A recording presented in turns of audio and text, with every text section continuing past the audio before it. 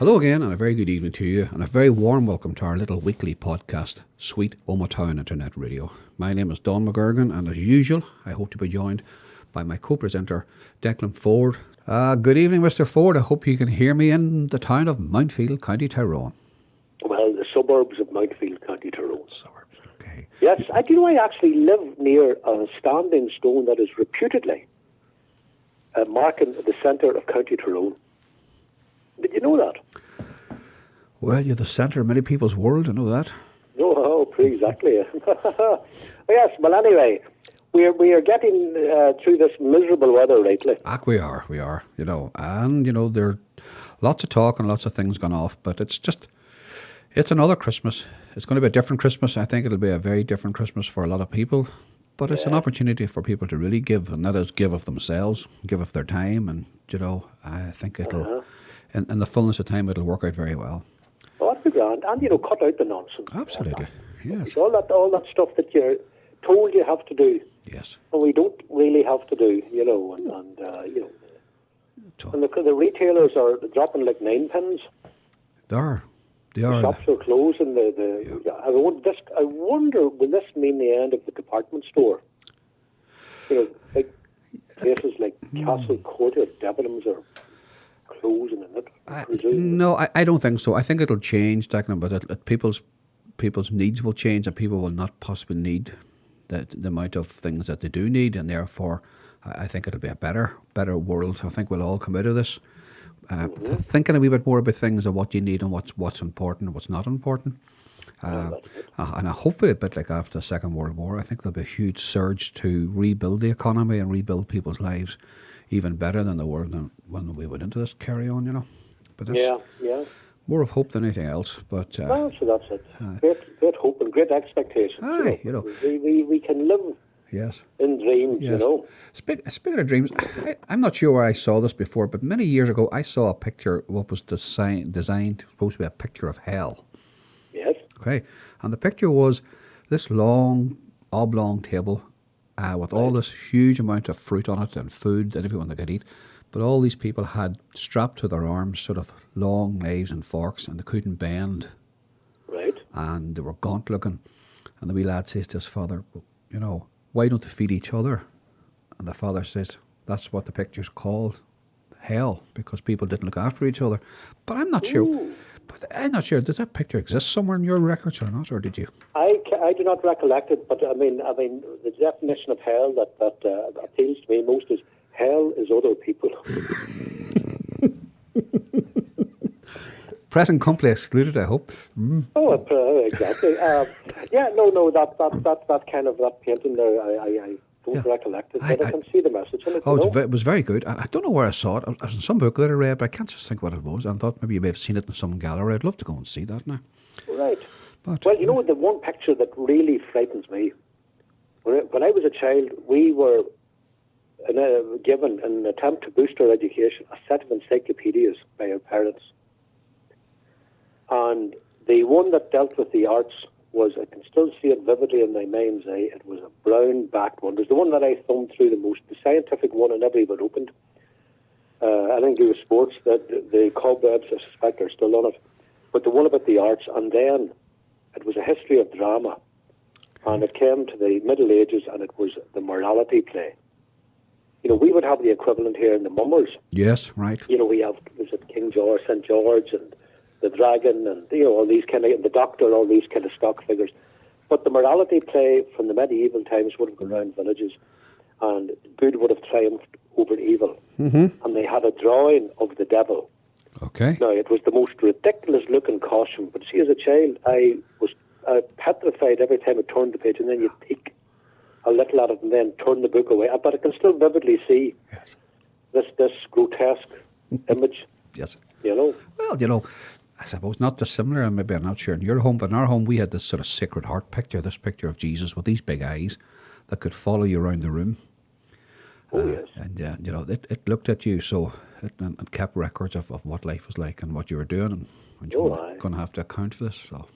Well, we had one of them as well. I think every house seemed to have them, and yes. The eyes that followed you. And then I remember years later, I think, going away, I think, on a pilgrimage with a school, and got a ruler, a plastic ruler, and had the image of a saint. And when you looked at it one way, the eyes were opened, and you put it another way, the eyes closed. And then if you kind of half-cocked it, one eye open and one eye closed, and you could make the saint wink at you.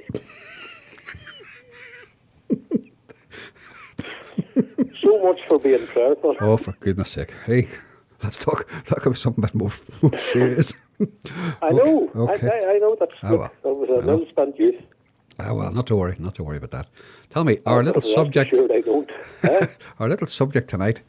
I'm going to play an interview that you and I did, and it was probably one of the most enjoyable we've ever done as well, because I really, really enjoyed this man's company, and that was the late Joe Moore in St. Henry Park.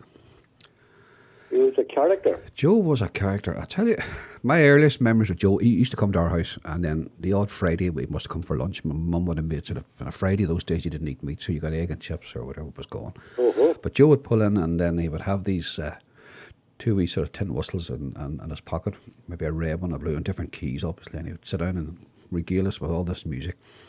But in the early days, Declan, he bought us our first record player we ever saw. I'm not sure if it was his own or whether it got my dad to fix it or what. I don't remember. But this beautiful pink and white dance set came with the cream arm inside it. You know, like, almost like the one you talk about in your poetry. And an LP of the Dubliner. And I can't think what else was on it. There was a couple of other records as well. And that was our first introduction to ever listening to music on vinyl.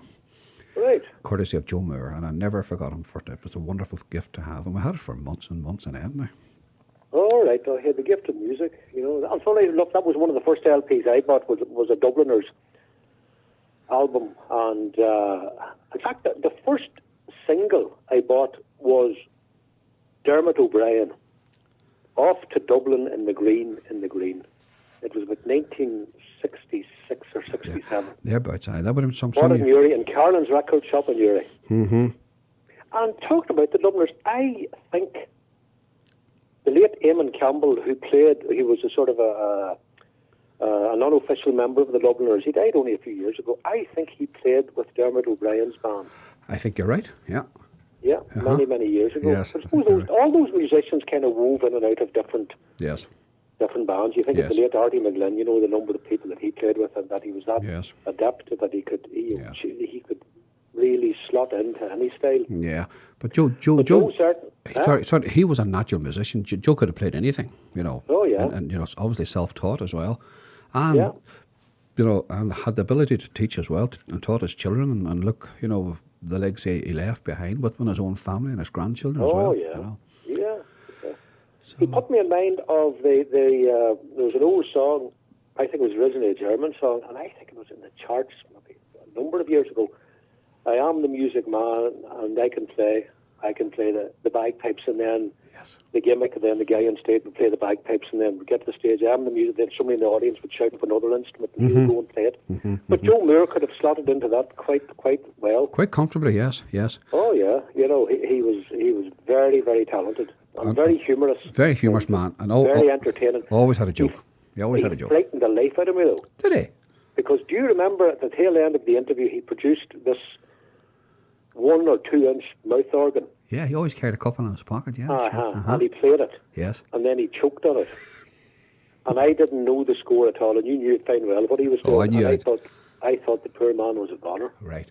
I remember he asked you a question, and he stumped you. Right. He asked you the difference between complete and finished.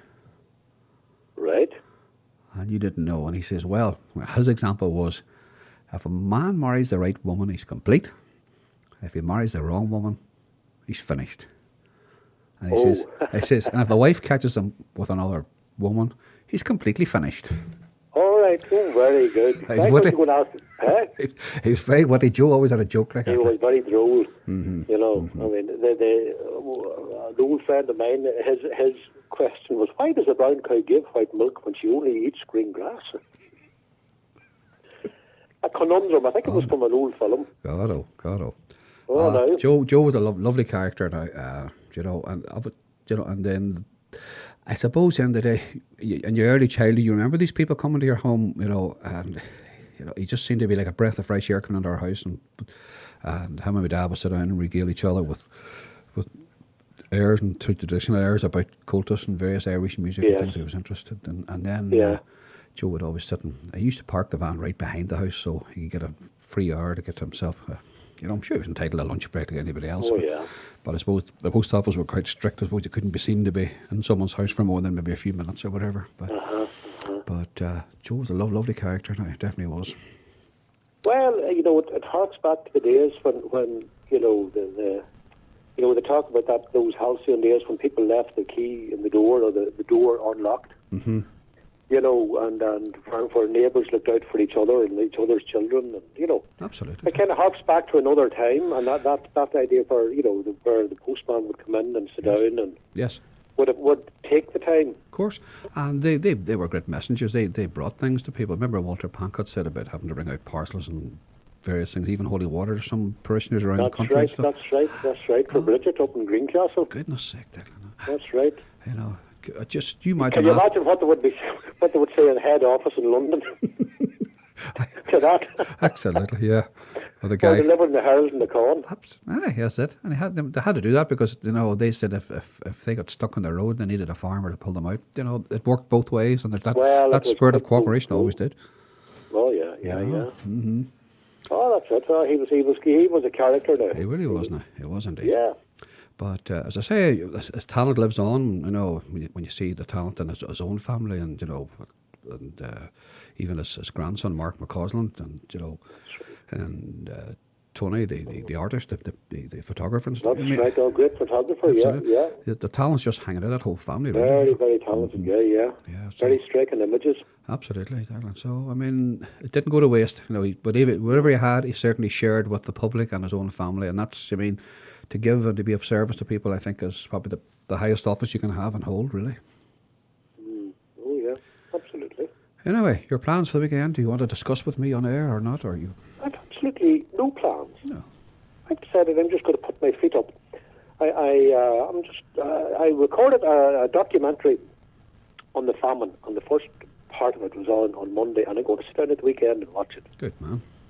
And there's a documentary on about the great Alistair Sim. Who was he? Alistair Sim, who did the definitive Scrooge. Oh, yes, got you now. Who's Alistair Sim? He talked like this. Oh, no. What are you talking about? Yeah, got him now. I thought it was somebody local in the town. I couldn't think who it was. No. There's only Sims and Omagh or wee cards stuck in your phone.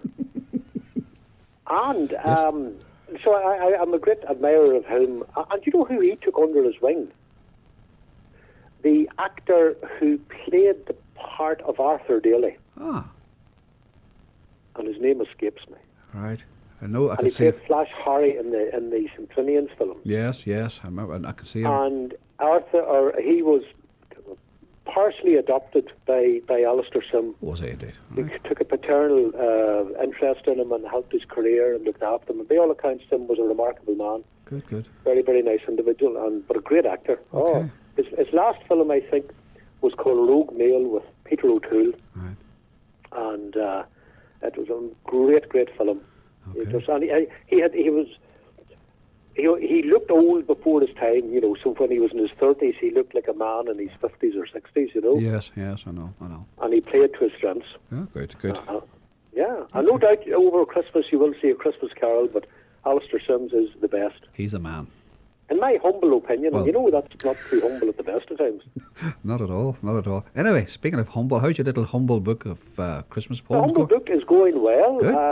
It's now, we have it on sale in what's known as what we colloquially as the Holy Shop on Georgia Street. Okay. Used to be Colton's and Ryan's from years back. And Lucia has it now, and then it's on sale in Boneyard Records and also on Peter McBride's Spar Shops in the Mullockmore Road and Gorton Road. Very good. So we're getting there, and I left 15 copies up to Lisburn yesterday. Ah, good man. Anyway, look, I will part company now for a while. You're coping with this little lockdown at the minute yourselves as a family. I'm coping absolutely fine. Good. I just, as the man says, water of a duck's back, and we have plenty of water here. Mm-hmm. and we're well used to water. I think we're well through it. I mean, they're talking about different types of vaccines and not only one type, and they're going to roll these things out. And, before long, you'll be able to get one in Poundland or somewhere, some other retail shops. Oh, exactly. And then, typical Ireland, as most of the world, it is Groucho Marx used to sing a song, whatever it is, I'm again it. Yes. So you're going to get the naysayers and the anti-vaxxers, and they'll have all kinds of conspiracy theories. In fact, I heard one rubbish the other day on the radio, I think it's brilliant, that apparently Bill Gates is going to develop a vaccine and he's going to impregnate people with some kind of a microchip. Rightly so. Isn't that unbelievable? I mean, I'd love to be in the company of people who genuinely believe all that. Do you know what? Yeah. Strange. I was reading on the upside of all these vaccines and all these COVID tests that they're doing. Obviously, they've got a lot of information on DNA and various things. And I believe someone somewhere has discovered almost a link to Alzheimer's. That there may be a big bonus in this, that somebody somewhere has picked up that there's a certain common denominator and a certain and it's to do with our own DNA and are actually to do with our teeth. Would you believe that? Aren't we lucky we still have ours? Speak for yourself. Are you still in that jar with the water? Mine's is in the methylated here beside me here. God, yeah, but every cloud has a silver lining. This is it, I think, this is I know if there's a vaccine, I will be first in the queue. I wouldn't worry. I tell you what, Declan, if you want to travel, you're going to have one anyway, because I don't think the holiday insurance companies will take you. No, I think, and also there are hinting that sports venues, entertainment venues will want to see proof. Yes. And that could open a lot of a can of worms, but yes. Oh, well. I think the majority of people will take it very, very seriously. Yeah, well. Hey, we've coped this far. We're almost a year into this whole thing, and thankfully we're still coping as best we can, and that's all we can do in these things. But all adversity has I suppose the seed of an equal or better opportunity coming. So I still think there will be, for people in jobs, jobs will change, but maybe people will work from home more, and people will get more time to spend with their families, and maybe if the same production's there, It has radically changed the world of work. It really has. Okay. And the old certainties have gone, and there's everything needs a shake up. Cardinal Newman said change is good. Yes. He was right. Yes. Even change for the better is very difficult to get used to, and that's the reality of life, isn't it? When we all get changed, none of us like change, and we all like to think we live in a world of certainty, and then you realise that there is nobody in charge, and that's the frightening experience for a lot of people. I think that somebody somewhere would be looking after them, and especially in their elderly years and things, that there'd be always somebody there for that. But alas, not so, my friend. Oh well. Anyway, on that cheery note, Mr. Ford, we shall. Wonderful. We'll move on. All right. Okay, Declan. Thanks again, and till we see you again, take care of yourselves. We'll leave you in the company of the late and great Joe Moore, a close family friend. Take care of yourselves now. Bye.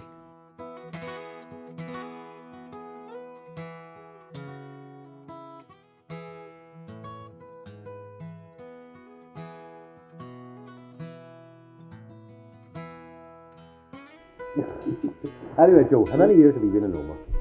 Many years now, since 1938. Came to Omagh in 1938. You must have seen many changes in the town over the time. What? Especially me as a postman, you see, I've seen a terrible lot of changes, Well then, what area of Tyrone did you cover? Where did you start off in the post? I started off up in a place called Corley Mountain. Started off, of course, in Omagh at Kinloss, where we used to play music years ago in Kinloss, and went right round about 3 miles from Drumcorn up to Corley and all around Ballygoans and back again. Then I went to Newton Stewart then for 10 years, up to Newton Stewart and back to Omagh again. Done the whole roads around, you see. Trillick, Kilskerry, Thermore, all around. Fintna. It was in Fintna jail too. There's no bars in it, but there's other kind of bars, So anyway, what did you want to know now? Well then, after then, that road, where did you go? What other areas did you cover? I covered Carrickmore, part of Enniskillen, Kilskeary, Bundoran Junction. You never knew that. There was a Bundoran Junction in the north, just at Kilskeary. You went down at Kilskeary on the road at Kilskeary and you come to the station. And I used to lift a letterbox at Bundoran Junction. Oh, that's true. But there's a way in it. Because do you know the reason they closed the railways? There's too many sleepers on it.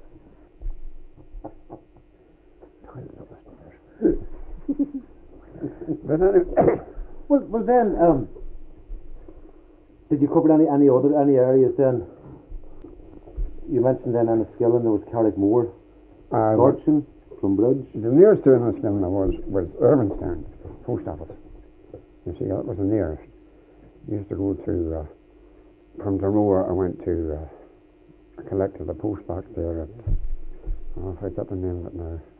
Something like Longford. The Longford post office. Still Longford, that's right. Well then, what were the hours like when you The were hours working were on the good. The hours were 6 in the morning.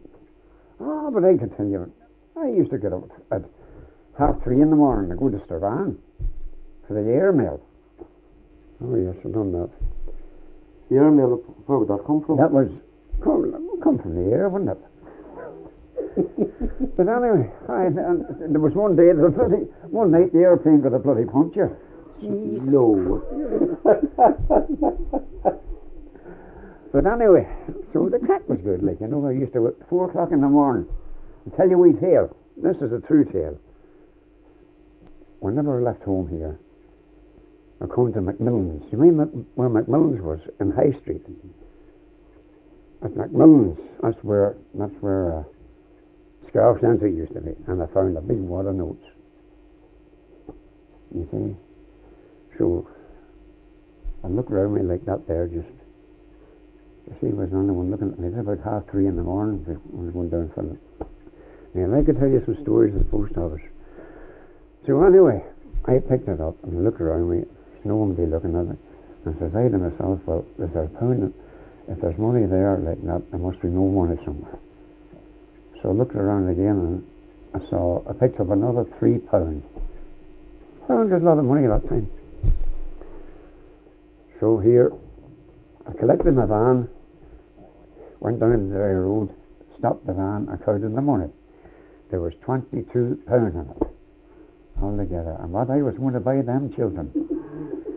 I was going to buy everything. £22, a lot of money in 1940, what? 47, 48. And whenever I come back, I went to we were in digs that time, like, you know. So I had to get the spade first, like, you know, we were in digs, like, you know. So I showed her the money. She said, you better take it to the barrack. That's what I done. And I took a number of all the notes.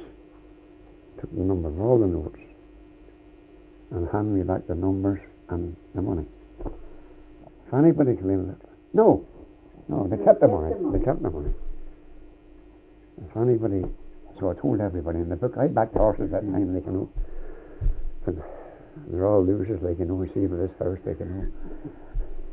Nothing out now at all, like, you know. Oh, gee, it was fun this time.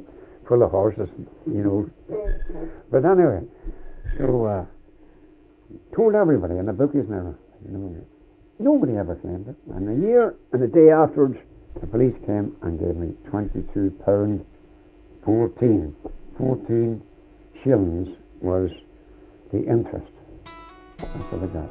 And it sent her across the water and back again to see her sister. That was a nice wee thing to do, but instead of drinking it, I give it to her. She went to see her little sister.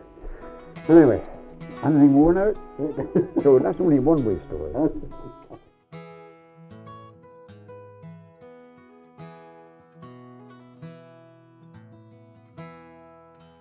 Well, from the Road Constitution, Friday the 17th September 1971, driver of mail van foils armed raiders.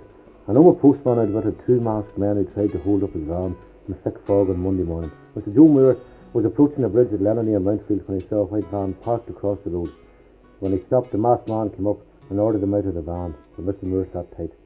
And the second masked man with a gun approached them. As soon as I saw the gun, I knew I'd to act quickly, Mr. Moore said. I saw a gap between the car and the hedge. I put the boot down and started away. The gunman was knocked flying, and the van's door handle came off in the hand of the other man. What was it like? Oh, what was it like? Well, I stopped then, you see, whenever I got over the bridge.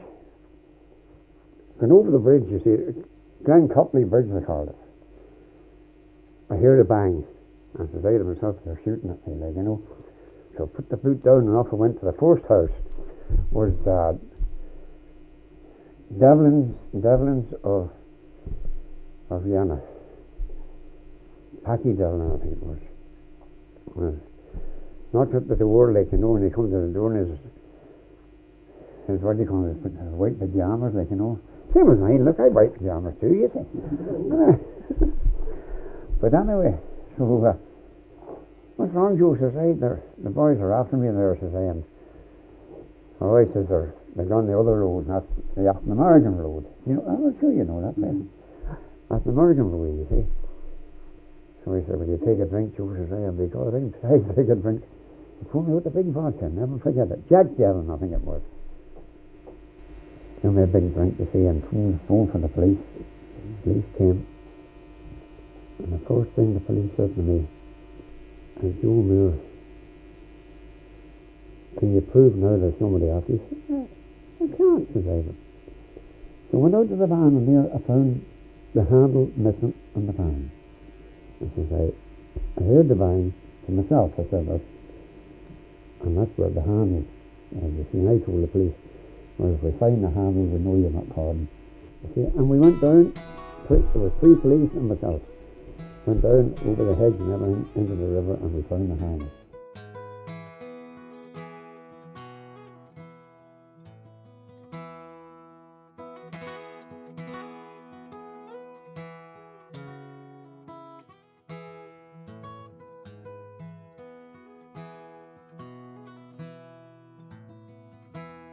Well, when did you retire from the post office?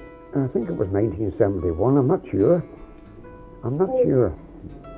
That thing upstairs under the bed or 60 and 79 tomorrow, or the day after tomorrow. So that leaves me 101. See, you can't get nothing straight from me, I'm telling you.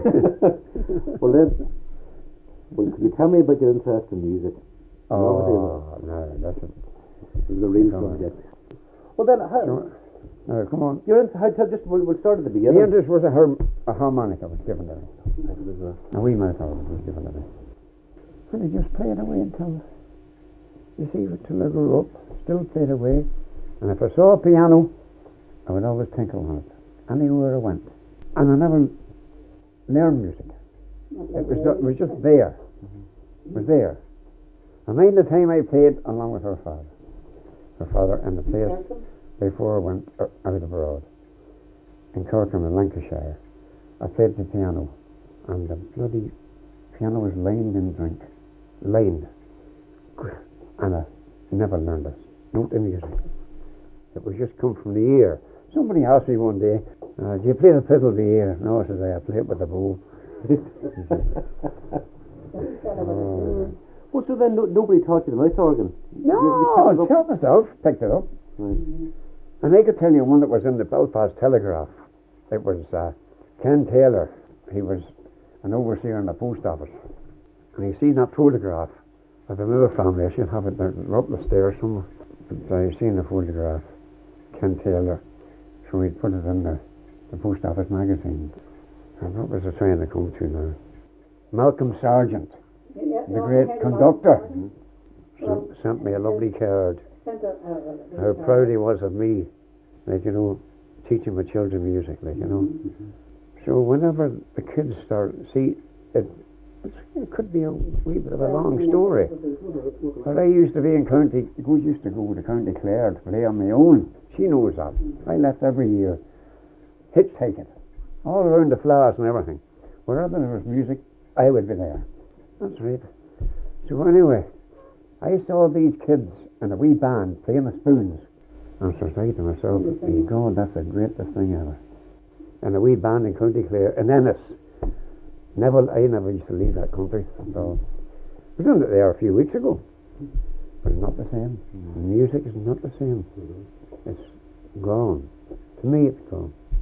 But anyway, so I came home, and as Tommy knows, whenever they grew up a wee bit, I taught myself the tin whistle too.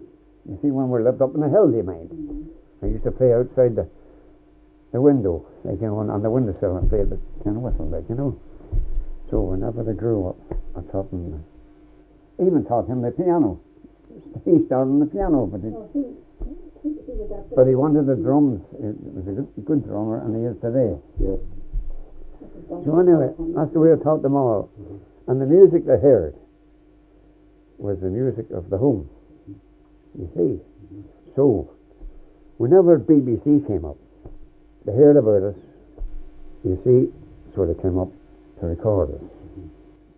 See, we done all stuff for charity. Old people's homes, hospitals, places like that. All for charity, and they heard about us, so that they would be here on a certain day.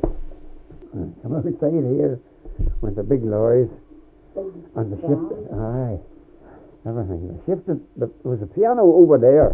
And they just shifted into the dining room. That's right. Joe was sitting there with Jimmy Boyce, you know Jimmy Boyce? And Jerry McCrudden, the producer, he was there. And there was a couple of cameramen there and technicians and all. But we had enough. Then he went out then and got a big thing of chocolate for the youngsters and gave them all sweets. And all the youngsters outside doing Irish dancing and all outside, thinking that they'd seen the BBC then up, you see. It was unbelievable. It's like a dream now, like, you know, when we think about it, you know. But a great boost for the young. It was indeed, No, it was. And then there was see all the photographs and all about when they were away all around the country playing. The photographs and all was in the paper, you see. And there's none out in Nigeria, an Irish nun. And she'd seen the photographs in the paper, and she wrote to Joe. And she didn't get the address right. She put postman Joe, Joe Moore, County Tyrone or something like that. It wasn't the full address, but he got the letter and asking to send tape over that she wanted to teach the three children the Irish dancing. So she sent us a whole lot of photographs and all of the Irish, the children's Irish dancing.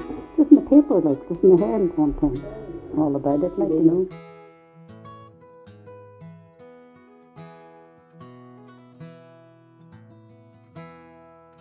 The time we played up in the Ulster Hall in Belfast, I remember that. and we played along with the Dubliners Played with the Dubliners. and the McCoy School of Dancers. This was in 1966. I think it was heard of Frank, or Jamaican. Jamaican. Jamaican. Television the other night. Jamaican. He got them up. See, he was the Platterman's manager. He managed the Platterman at that time. Raymond was in. Raymond was in the Platterman, you see. Ray was never in our group, see. Ray done all the arrangements for the musical arrangements for the Platterman, so there would be no Platterman at all for him. He done all the music for them, wrote all the music out for him. He was only a youngster. He was at music when he was no age. Then he went to St. Eugene's band, and whenever he went into St. Eugene's band, he was able to play. He was able to get his instrument straight away because he knew his music, you see. Well, then, what kind of area would you cover with the youngsters then? Well, the children round. Everywhere? Yeah, round. All round. Didn't matter where we went. Whatever hall, didn't matter. We played anywhere. They opened halls in Sligo and all around. We played in Longford. And played in Longford. What do you call it? In Longford Arms. See, my brother has lived in Longford for 50 years, like, you know. We played in Longford Arms, like, you know. And we played along with the Wolf Toons and Dermot Hegarty. Oh. And they played with Tommy Macon. Tommy Macon, aye, oh God. And the Clancy Brothers. The Dubliners. And the Dubliners. Aye, we did indeed. Oh, we were.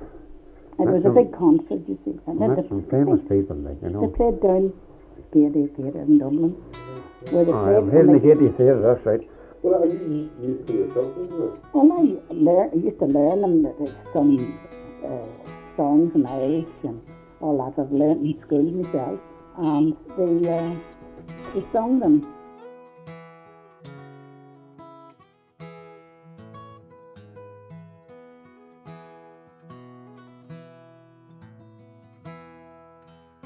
Tell me about then the music. It's going to get fed up with the travelling. And So God, yes. No, never fed up. I used to hitchhike, and I made a hitchhike one year. You see, home again. Started hitchhiking the next year outside past Clifford, next turn, on the road to Glenties, and this fella stopped. God, you're hitchhiking again this year. You see, but he says, I'm not going your road, but I'll take you there anyway. Took me there. Took me there, right up to Glenties and everything. That's Charles Witherspoon. Charles Witherspoon, I met him too. Met more people, you know, made more friends, made no enemies. it's the power of music. Hey? He loved Music. it. Yeah, that's all I wanted. Nothing else. There's no talk about other women around like that. Like people do. Nothing to do. It's done. That's the truth. Instruments as well then. Or was it I did play the tin whistles, harmonica, and the spoons. But I played the accordion as well, but I never used to play it at sessions because I wasn't that good, Too like, heavy. you know. And Too heavy for him, too. and I told her, His hand is not. not now, I can't play it, You so, can't like, play you know. the tin whistle And this fella again. said to me the other day, you never couldn't bloody play it on now. That's another my joke. Well, tell me, are there any, you know, if we talk today about Omagh in particular, or the Omagh area, are there any musicians? Yeah, barring all your right. own family now, Right, mine the Moore family, like. There was Felix Kearney, good fiddler. There was, of course, Arthur, his brother, very good. Yes, you know Arthur Kearney lived down here. Fiddle player. He Dan Joe, he was a great man, you know. he was a real gentleman. People call me a gentleman, and I just tell them, I'm not a gentleman, but I'm a gentleman's son. Well then, anybody else then, the Tom Sweeney and Oh, aye, Tom and Jimmy. we had tips of them when they were only youngsters. I used to come home from the post office half cut. And I used to go down to Mr. Sweeney's and walk and have my tin whistle on me, like, you know. And And you Jimmy get the and big Tommy one. would be there playing, you see, practicing, like, you know. I would join them. Oh, more times than not, like, you know. It was all Whenever finished there up were there. only Only wee kids going to only school. we used to come up here and Joe tipped them when they were youngsters, like you Ah, know the and singing the two of them singing Christ. Jimmy and Tom. Where do we go with them? Jack Macon, that was our brother, Tommy. That's Tommy Macon's that And was we Tommy played Macon's, in a wee place, Natalie. Oh, Jesus, a wee village. Just over the border. No, Was it our wasn't, uncle? it wasn't Keady. Tommy Oh, I went Macon's over and I went to Keady and seen the old man. Their grandfather, like, you know. A great old man he was too. what was it about Omagh you think? Well, Omagh was all right. It was touch and go. You had traditional musicians and you had pop musicians. Now, don't forget, Raymond is a bloody good traditional man. Good on the tin whistle and everything. But I didn't teach him. He taught himself, you see. No, he can read music. You see, he was at music when he was only. He tried to teach me music. I asked him to teach me music. You Because couldn't? before I went into All Ireland, you see, I had it's up the stairs yet. One of the Tommy bought me. One with the harmonica, like, you know, with the lever on it. And he says, that I'll teach you music if you want. So very fair enough. But after a week, it was no good to me. I was going a bump, but he was telling me. With my ear, you see. Couldn't help it. He says, no, I can't teach you. He says, because you're way above me, you see. That's the way it was. And I mean, I was telling you about the time I was in Kirkham, with her father. And this fella, and the place was lined up, went drink. And whenever the thing was over, this man come up to me and he says, where did you learn to play the piano? Says I taught myself. He says, that's funny. He says, I was going to piano lessons for 2 years and I had to give it up. See, there it is. He hadn't just a year from music, he had to give it up.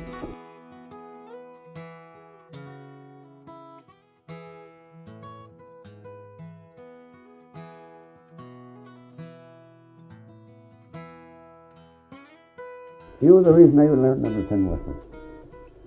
I called them in to play the tin whistle for 15 minutes. And Cather come to the door and Liam, and they said to me, Daddy, we'll come in and play the tin whistle if you get us a couple of rabbits.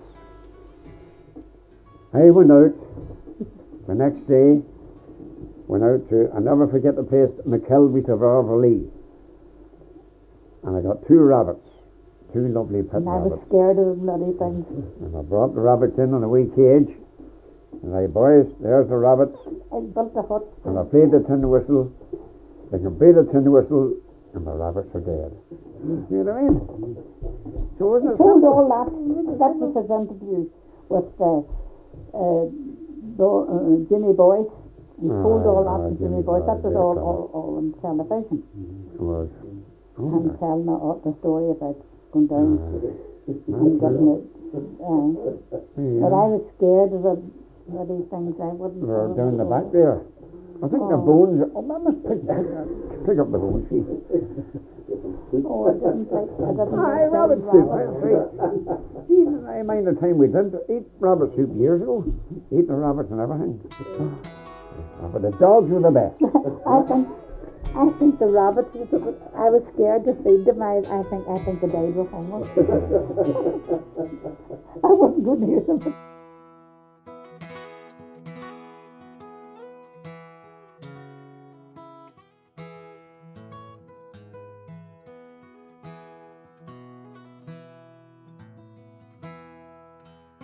We were telling him, I was paying for Mrs. Watterson the other night there. Royal Arms. Great wee woman. And the old people told me, see. And how long you play music, you said, 40 odd years. God. And what age is it? I'm 78, you see. Don't you see you having the grey hair on your head? And he quite correct, says I, you know, says I, I'll tell you why, says I. My great. Did I miss one out of it? No, that was right, 5. Grandfather died when he was, no, this is true. It was in the papers. I'll show you the papers. 127 years old. From County Latham, that's where he came from. 127 years old. And whenever he was laid out in the coffin, he had a grey hair on his head. Do you know why? He was bald.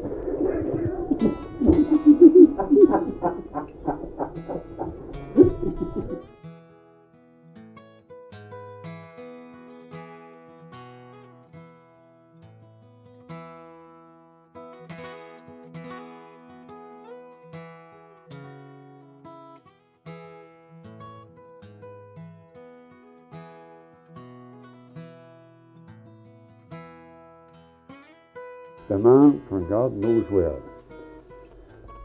In the Lord town land on the night of snow rode a man from God knows where. None of his bad him come or go, nor deemed him friend, nor damned him foe, but we stabled his big roan mare.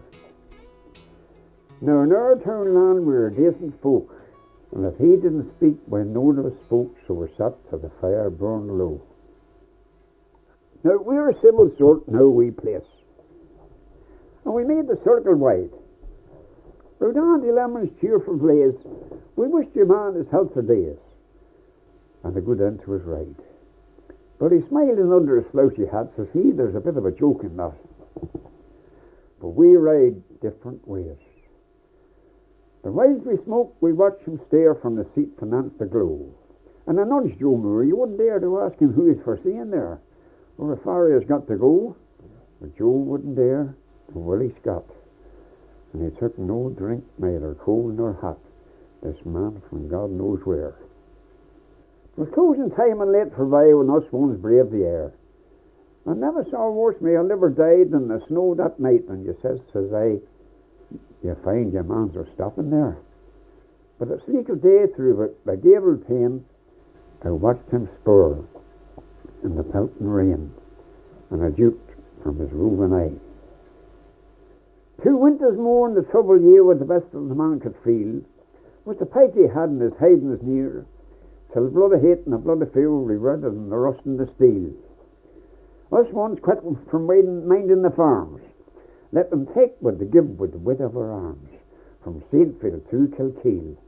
In the time of the hurry we had no lead, we all of us fought with the rest.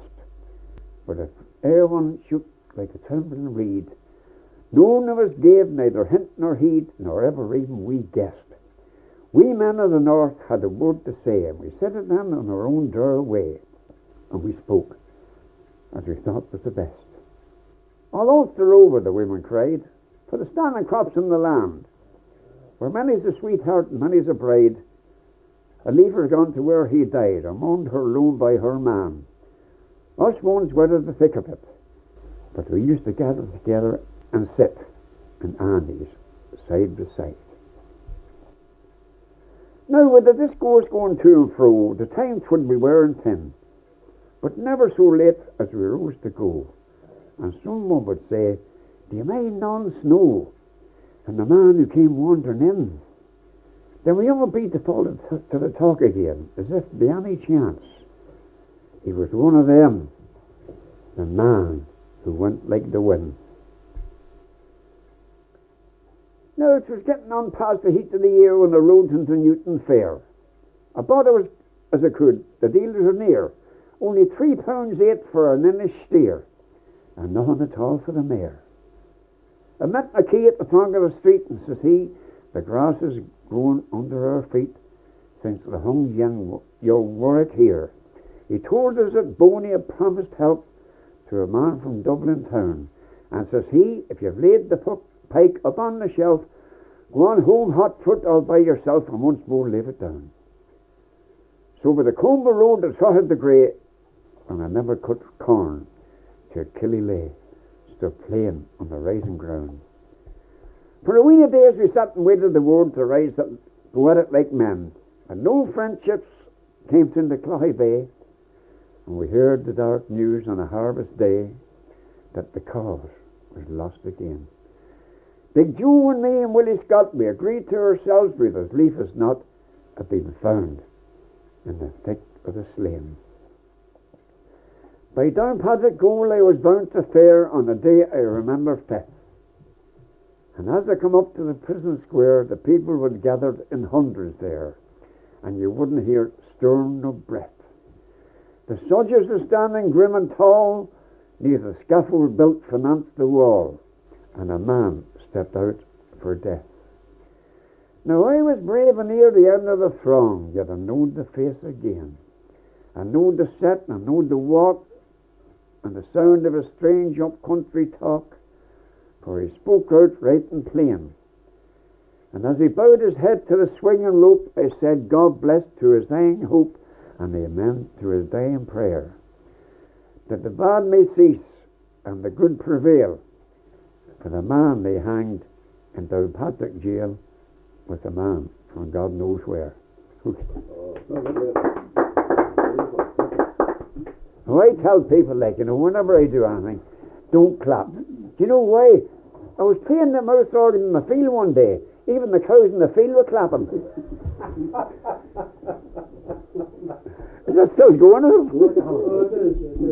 Aye, that's what the cow said to the bird, He said, "You whistle and I clap." Well, that's what it is, I like moves myself. I know you do, that's what I know about you. Would you like me to write it out for you?